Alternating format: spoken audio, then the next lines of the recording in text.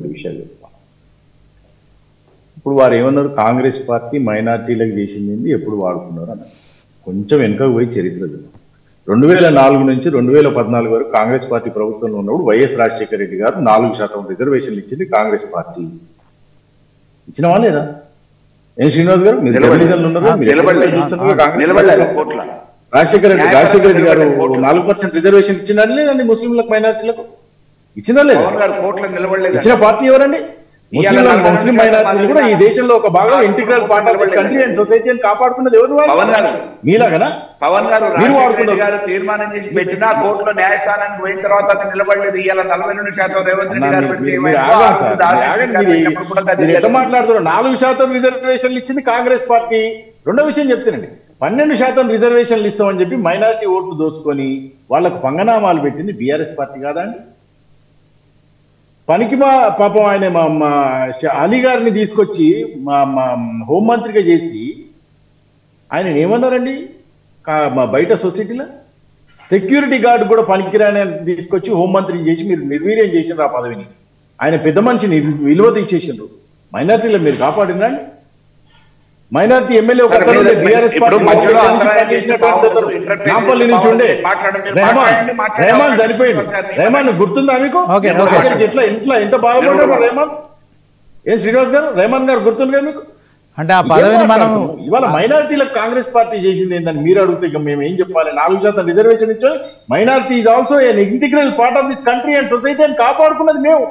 ఇవాళ మీరు ఏదో వచ్చి కాంగ్రెస్ పార్టీకి నీతులు. కాంగ్రెస్ పార్టీ భారతదేశంలో ఉన్నటువంటి అన్ని వర్గాలను వాళ్ళ స్థాయికి కాపాడుకున్నాము. మేము ఒక్క వర్గం గురించి పోరాటం చేసిన వాళ్ళం కాము. ఇప్పుడు ఇంతకుముందు మా అన్న నలుగురు మీరు బీసీలను 42% మీరు ఎందుకు దాంట్లో పెట్టలేదు? నేను అడుగుతున్నా, ఆర్ఎస్ఎస్ చీఫ్ ని బీసింగ్ చేయండి. ఆర్ఎస్ఎస్ లో ఇంతవరకు అగ్రవర్ణాల యొక్క ఆధిపత్యం ఆర్ఎస్ఎస్ చీఫ్ ని బీసింగ్ చేసి మీ యొక్క మంచితనాన్ని నిరూపించుకోండి. గొల్లమల్లయ్య యాదవ్ ఉన్నారు కదా, అన్నను రాష్ట్ర అధ్యక్షుని చేయమనండి, బీజేపీ రాష్ట్ర అధ్యక్షుని చేయమనండి. రామచంద్రరావు గారు ఎందుకు బ్రాహ్మణుడు కదా, రాష్ట్రానికి ఒక బీసీ అధ్యక్షుడు ఉంటే తప్పే ఉంది. మా ఆచార్య గారిని చేయమండి, లేకపోతే ఇంకో యాదవ్ని చేయమనండి, తప్పే ఉంది. సో మనం చేతులు లేపే ముందు చూసుకోవాలి మనం ఏం చేసినాం ఆ కమ్యూనిటీ. 10 ఏళ్ళు ప్రజలు మీకు అద్భుతంగా పట్టం కట్టిండ్రు, కొత్త రాష్ట్రంలో అధికారం ఇచ్చిండ్రు.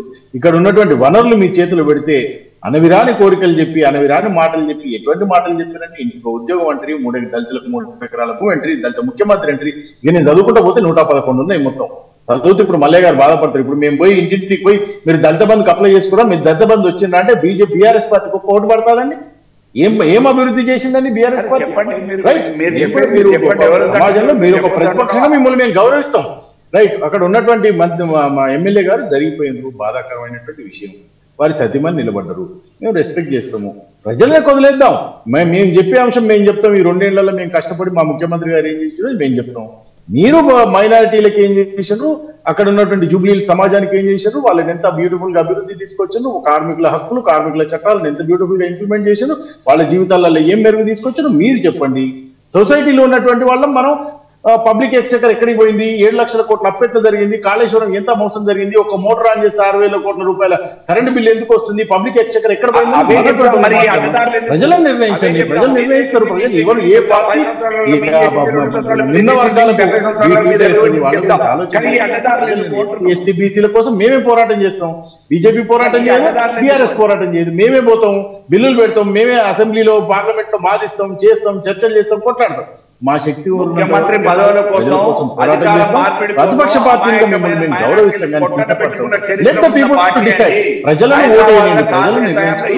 ఎప్పుడు కర్ఫ్యూ వస్తుందో తెలియదండి.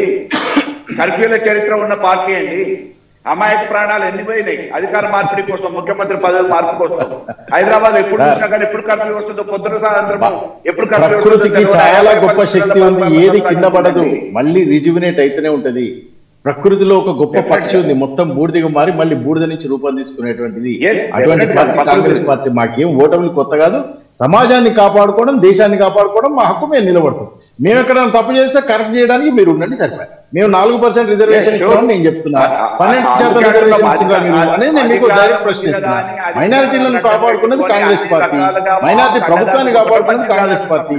ఇవాళ ఒక మైనారిటీకి ఇచ్చినందుకు మీరు కూడా నిలబడి ఎస్ కాంగ్రెస్ పార్టీ మంచి చేసింది, ఒక మైనారిటీకి క్రికెట్ ఒక పదవి ఇచ్చింది, పాపం ఓడిపోయిండు, 66,000 ఓట్లు వచ్చినాయి, ఓడిపోయింది అనేది యాదవ్ నవీన్ యాదవ్ ఒక యువకుని ప్రోత్సహిస్తామని మీరు కూడా ప్రోత్సహించండి, ఆశీర్వదించండి. ప్రభుత్వం ఎవరికన్నా 5 ఏళ్ళు అయితే మేము ఉంటాం కదా, తర్వాత మీరు వస్తే మీరు చేయండి. ఇప్పుడు ఉన్న 5 ఏళ్ళు మేము ఉంటాం కాబట్టి మీరు కూడా మంచి మనసుకొని ప్రభుత్వాన్ని ప్రకృతి మంచి కరుణిస్తుంది. ఇప్పటికి కూడా నవంబర్ 1 మంచిగా ఉంది, ప్రజలు బాగున్నారు, ఆనందించండి, మంచిగా ఎంజాయ్ చేయండి ప్రభుత్వాన్ని. మీరు కూడా మీరు మామూలుగా ఇచ్చిన హామీలు నెరవేరిస్తే మేము కూడా ఆనందిస్తూనే ఉంటాం. కానీ మాయమాటలు చెప్పి మభ్యపెట్టి మోసం చేసినట్టు చేసి ఇంతవరకు నెరవేర్చలేదు కాబట్టి ప్రతిపక్షంగా మా గొంతుతాము, మేము మాట్లాడతాము, ప్రజల దగ్గర వివరిస్తాము, నిలదీస్తాము. మా ప్రయత్నం మీరు హామీలు నెరవేర్చాలి కాబట్టి మేము అడుగుతూ ఉంటాం. దాంట్లో తప్పేముంది? డెఫినెట్ గా మీరు అడగడంలో తప్పలేదు. మేము 50,000 ఉద్యోగాలు ఇచ్చినాం, సన్న బియ్యం ఇచ్చినాం, రేషన్ కార్డు ఇచ్చినాం. మీరు 10 ఏళ్లలో రేషన్ కార్డు ఇచ్చిన వాటికి నియామక పత్రాలు మేము ప్రతి నియోజకవర్గానికి 3,500 ఇండ్లు ఇచ్చినాం. నిన్న 15,000 కోట్ల 2,000 కోట్ల రూపాయలు ప్రతి నియోజకవర్గానికి అయిన కాడికి ముఖ్యమంత్రి గారు ఎక్కడ జరుగుతుంది అక్కడి నుంచి ఫండింగ్ తీసుకొచ్చే ప్రయత్నం చేస్తున్నాం. బయట దేశాలకు పోయి ఆర్థిక సాయం కోసం ఫండ్ తీసుకొచ్చేటువంటి ప్రయత్నం చేస్తున్నాం. కొత్త ఉద్యోగాలు నిరూపణ చేస్తున్నాం. విద్యార్థులు కొత్త యూనివర్సిటీ కొత్త మెడికల్ హాస్పిటల్ కట్టే ప్రయత్నం చేస్తున్నాం. మీరు ఏం చేసిండో ఒకసారి వెనుకకు తిరిగి చూసుకోండి సార్. వరంగల్ కడతా ఉన్నటువంటి హాస్పిటల్ ఏమైంది? ఉస్మానియా హాస్పిటల్, గాంధీ హాస్పిటల్ లాంటి ఇంకా అద్భుతమైనవి కడతా ఉన్నటువంటి ఏమైనా మీరు కూర్చొని మీకు 10 ఏళ్ళు ప్రభుత్వం ప్రజలు ఇచ్చినప్పుడు మీరు గొంగడి కప్పుకొని నిద్రపోయి సమాజంలో ఉన్న ఎవరి మాట్లాడలేదు, సమాజంలో ఉన్నటువంటి అందరినీ ఇబ్బంది పెట్టింది కాబట్టి ప్రజలు మిమ్మల్ని ఇంట్లో కూర్చోండి అని చెప్పి కాంగ్రెస్ పార్టీ వారు మంచిగా పనిచేస్తున్నారు. 2 ఏళ్లలో అయిపో మీరు 10 ఏళ్లలో మీరు ఇండియలేదు. కానీ కాంగ్రెస్ పార్టీ ప్రభుత్వం 3,500 ఇండ్లు ప్రతి నియోజకవర్గానికి అనౌన్స్ చేసింది. అవుతుందా లేదా మీ కోదాడలో కూడా మంచిగా ప్రజలకు ఇండ్లు వస్తున్నాయి. మీరు ప్రజలకు వచ్చేదాన్ని మీరు దయచేసి అడ్డం పడకండి. మేము ఎక్కడన్నా ప్రాసెస్ లో తప్పు చేస్తే మీరు మాట్లాడండి, నేను దాన్ని కాదను.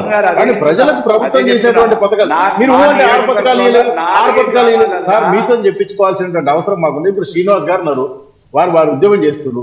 మీరు ఆయనకు జీతం ఇవ్వకుండా మీరు ఏం చేస్తలేదు, ఆయన మాత్రం ఇప్పుడు జరిగిందే 18 నెలలు కాలేదు, ఇంకా సమయం ఉంది, 5 ఏళ్ల సమయం ఉంది. మీతో అనిపించుకోవడం మాకు ఇష్టం. పబ్లిక్ ఎక్స్చెకర్ లేదు, రెవెన్యూ లేదు, రియల్ ఎస్టేట్ ఆగిపోయింది. మీరు బయట నుంచి రియల్ ఎస్టేట్ వాళ్ళకి సంబంధించిన బిల్డర్స్ ని మీరు చేయొచ్చు అని చెప్పి మీరు ప్రమోట్ చేస్తున్నారు. అయినంత వరకు సాధ్యమైనంత వరకు మెతుకు ప్రజలకు తెలంగాణ బిడ్డలకు పెట్టాలనేటువంటి ప్రయత్నం చేస్తున్నారు. దానికి మీరు దయచేసి ఆపొద్దు. ఇటువంటి రాజకీయాలు మారుతూ ఉంటాయి, పార్టీలు మారుతూ ఉంటాయి, ప్రభుత్వాలు మారుతూ ఉంటాయి. Let people decide. ప్రజలకు ఓటు వేసుకునేటువంటి శక్తిని రాజ్యాంగం మనం మన వాదన పెడదాం. మీరు మీ వాదన చెప్పండి. కాంగ్రెస్ పార్టీ 4% రిజర్వేషన్ చేయలేదని మీరు చెప్పండి. మేము 4% రిజర్వేషన్ ఇచ్చాం, మీరు 12% రిజర్వేషన్ ఇచ్చి ముస్లిం మైనారిటీలను కాపాడుతూ ఉన్నారు, కానీ కాపాడలేదనే విషయం మేము చెప్తాం. మీరు చెప్పండి. ప్రజలను ఇవాళ జూబ్లీహిల్స్ అభివృద్ధి ఎటు జరిగింది, ఎవరికి ఓటు వేయాలి? రైట్, ఆయన చనిపోయిండు, ఆడబిడ్డ నిలబడ్డది, కానీ యువకుడు చదువుకున్నాడు, రవీంద్ర యాదవ్ నిలబడ్డాడు. మరి ఇది ప్రకృతిలో ముందుకు పోవాలి, ప్రోగ్రెసివ్ ఉండాలి, ప్రోగ్రెసివ్ ఆలోచించాలి, ప్రకృతిలో సమాజం ముందుకు పోవాలి. నవీన్ యాదవ్ యువకుడు కష్టపడతాడు, చేస్తాడు. రేవంత్ రెడ్డి గారి డైరెక్షన్ లో, కాంగ్రెస్ పార్టీ డైరెక్షన్ లో జూబ్లీహిల్స్ అభివృద్ధి చేస్తాడు. మీరు కూడా అభివృద్ధి చేయాలని ఆశీర్వదించండి, తప్పే ఉంది. కొత్త ప్రభుత్వం, మేము కూడా కష్టం పడుతున్నాం. తెలంగాణ అయిపోయిన తర్వాత కొత్తగా వచ్చిన మేము కూడా ప్రభుత్వంలోకి పబ్లిక్ ఎక్స్చెకర్ లేదు, ఫండింగ్ అంత జరగట్లేదు. బయట నుంచి ఉద్యోగ అభివృద్ధి చేయాలి, రోడ్ల అభివృద్ధి చేయాలి, చిన్న విషయాలు చూడాలి, రేషన్ కార్డు ఇచ్చినాం, అయినంత వరకు చేస్తున్నాం. నేను అనేది ఏంటంటే ఒక బర్డెన్ అనేది ఉన్నది, ఒక అప్పు అనేది మనం ఊళ్ళో ఉన్న అందరూ ఏమనుకున్నారంటే ఎస్ కేసీఆర్ ఇంటికి పెద్ద కొడుకు, ఎస్ కేసీఆర్ తెలంగాణ కోసం పోరాటం చేసిండు, కాంగ్రెస్ పార్టీని ఒప్పించింది, కాంగ్రెస్ పార్టీ ఒప్పుకుంది, తెలంగాణ ఇచ్చింది, పెద్ద కొడుకు మంచిగా చేస్తాడు, పెద్ద కొడుకు బాగు చేస్తాడు, మా బతుకులు బాగు చేస్తాడు అనుకుంటే పెద్ద కొడుకు బాగా అప్పు చేసిపోయాడు. చిన్న కొడుకు వచ్చిండు, అప్పు తీర్చడానికి భుజాల మీద వేసుకున్నాడు, రోజు రోడ్డు మీద పడి తిరుగుతున్నాడు. చిన్న కొడుకు అప్పు తీరుస్తాడు, ప్రజల బతుకులు బాగు చేస్తాడు, రేషన్ కార్డు ఇస్తాడు, ఇండ్లు ఇస్తాడు, 3,500 వాళ్ళకి సన్న బియ్యం ఇచ్చాడు, వాళ్ళ ఇల్లు చూస్తున్నాడు, వాళ్ళ బట్ట చూస్తుంటే అన్ని చూస్తుంది. జరిగే ప్రక్రియలో కొంత డిలే అయినప్పుడల్లా మీరు పక్కకు కూర్చోడం రాయేసడం మంచిది కాదు. మీరు రాళ్ళేస్తే ఆ రాళ్లతో పవన్ గారు మల్లయ్య గారు ఒక్క నిమిషం. కోటేశ్వరరావు గారు, ఈ అప్పుల విషయంలో నిజంగా ఇది మరి ప్రజల్ని వీళ్ళంతా డైవర్ట్ చేస్తున్నారా, మభ్య పెడుతున్నారా, అయోమయానికి గురి చేస్తున్నారా, కానీ మొత్తానికి తెలంగాణ రాష్ట్రం అనేది అప్పుల పాలైపోతుంది. దాంట్లో కాంగ్రెస్ చెప్తున్నది ఒక లెక్క, బీఆర్ఎస్ చెప్తున్నది ఒక లెక్క. దీంట్లో ప్రతిసారి ఏ సందర్భం వచ్చినా కానీ అప్పుల గురించి మాట్లాడుతున్నారు. సో వాస్తవానికి అప్పుల విషయంలో ప్రజలకు క్లారిటీ ఇవ్వాల్సిన బాధ్యత గతంలో మరి ఉన్న ప్రభుత్వానికి లేదా అదే క్రమంలో ఇప్పుడున్న ప్రభుత్వం, అంటే ఇప్పుడున్న ప్రభుత్వం కూడా 2.5 లక్షల కోట్ల అప్పులు చేసిందని BRS ఆరోపిస్తుంది.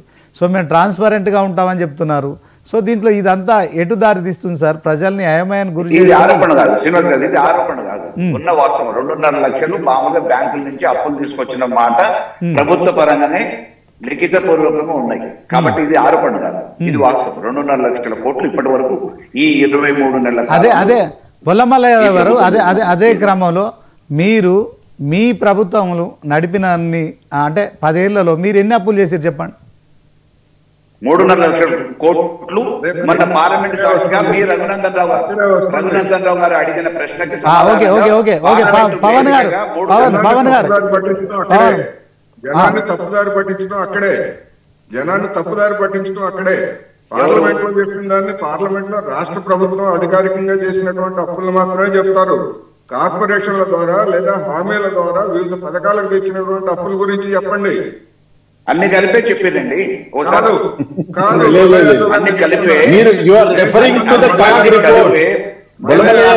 You are referring to the CAG report which was submitted in the parliament, which are only the arrears which were taken from the government.